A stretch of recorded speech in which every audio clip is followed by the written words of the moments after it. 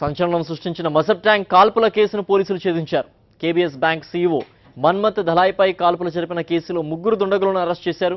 బీహార్లో తుపాకులు కొన్న యువకులు దోపిడీ కోసమే దలాయ్పై కాల్పులు జరిపినట్లు పోలీసులు గుర్తించారు. హైదరాబాద్ మాసబ్ ట్యాంక్ లో మిట్ట మధ్యాహ్నం కేబీఎస్ బ్యాంక్ సీఈఓపై కాల్పులు జరిపిన కేసులో పోలీసులు 3ని అరెస్ట్ చేశారు. దోపిడీ చేసే యత్నంలోనే దుండగులు కాల్పులు జరిపినట్టు పోలీసులు గుర్తించారు. కాల్పుల ఘటన కావడంతో 10 టీంలు ఫామ్ చేసిన పోలీసులు 4 రాష్ట్రాలను జల్లెడపట్టారు. ఈ కేసులో కీలక పాత్రధారి అయిన అబ్దుల్ రహీం నెల్లూరు జిల్లా తడ ప్రాంతానికి చెందినవాడిగా గుర్తించారు. తన స్నేహితుడు నరేష్ తో కలిసి రహీం ఈ నెల 18వ తేదీన కాల్పుల ఘటనకు పాల్పడినట్టు పోలీసులు తెలిపారు. ఈ కేసులో మరో నిందితుడు హైదరాబాద్ వాసి అయిన రాజేందర్ ను సైతం అరెస్ట్ చేశారు. ఇక మరో నిందితుడు వెంకటరత్నం పరారీలో ఉన్నాడని పోలీసులు చెప్తున్నారు.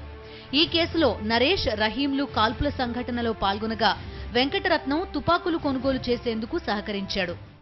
ఈ బ్యాంక్ సీఈఓ మన్మత్ దళాయ్పై హత్యా ప్రయత్నం జరిగినప్పుడు అనేక ఊహాగానాలు వచ్చాయి. ఇది రాబరీయా లేక వేరే కారణాలు, ఈ మనీ ఎక్స్చేంజ్లో ఏమైనా జరిగిందా, అది కేవలం రాబరీ అని చెప్పి ఒక నిర్ణయానికి వచ్చి ఆ డైరెక్షన్లో వెనువెంటనే సైంటిఫిక్ ఎవిడెన్స్ కలెక్ట్ చేయడానికి క్లూస్ టీము, ఇటు డాగ్ స్క్వాడ్, అట్లాగే ఫోరెన్సిక్ ఎక్స్పర్ట్స్ వీరందరినీ కూడా ఇన్వాల్వ్ చేసి క్రైమ్ సీన్ని ప్రాసెస్ చేయడం జరిగింది. వేర్వేరు ప్రాంతాలకు చెందిన 4 దుండగులు ఈ కాల్పుల వ్యవహారంలో ముఠాగా ఏర్పడ్డారు. మహబూబ్ నగర్ జిల్లాకు చెందిన ఇరువ నరేష్, నెల్లూరుకి చెందిన రహీం, రాజమండ్రికి చెందిన వెంకటరత్నం, నరేష్ బంధువు అయిన శ్రీహరిలు బ్యాంక్ సీఈఓ ఇంట్లో దోపిడీకి పథకం వేశారు.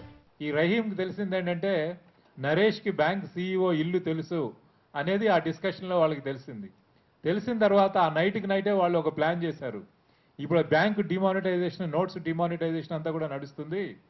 సిబిఐ అలాగే ఇన్కమ్ ట్యాక్స్ వాళ్ళు చాలామంది బ్యాంక్ ఆఫీసర్ల పైన రైడ్ చేస్తే చాలా పెద్ద మొత్తాల్లో డబ్బులు దొరుకుతున్నాయి. కాబట్టి ఈ బ్యాంక్ సీఈఓ కాబట్టి ఇతనింట్లో కూడా ఎక్కువగా డబ్బులు ఉంటాయనేటువంటి ఒక నిర్ణయానికి వాళ్ళు ఆ రాత్రికి రాత్రే నిర్ణయం తీసుకోవడం జరిగింది. డిసెంబర్ 18న మధ్యాహ్నం సమయంలో మన్మత్ దలాయ్ ఇంటికి వెళ్లిన రహీం దోపిడీకి యత్నించాడు. అయితే తొందరపాటులో దలాయ్పై రహీం కాల్పులు జరిపాడు.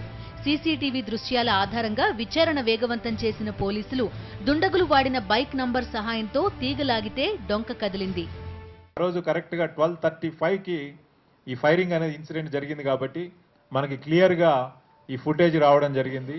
అయితే ఆ ఫుటేజ్ వచ్చిన తర్వాత విక్టిమ్స్కి మనం కన్ఫ్రంట్ చేసినప్పుడు వాళ్ళు ఇచ్చినటువంటి డిస్క్రిప్షన్ బట్టి కూడా దాన్ని బట్టి క్లియర్గా వీళ్ళే అని తెలిసింది. ఈ కేసులో నిందితులు ఉపయోగించిన తుపాకులు బీహార్లోని ముంగేర్ జిల్లా నుంచి కొనుగోలు చేసినట్టు పోలీసులు గుర్తించారు. 50,000 రూపాయలకు 2 తుపాకులు, 40 బుల్లెట్లు కొనుగోలు చేసిన దుండగులు డబ్బు కోసమే దోపిడీకి పాల్పడ్డారని పోలీసులు చెప్తున్నారు. ప్రస్తుతం వెంకటరత్నం పరారీలో ఉన్నాడని, అతన్ని త్వరలోనే పట్టుకుంటామని పోలీసులు చెప్తున్నారు.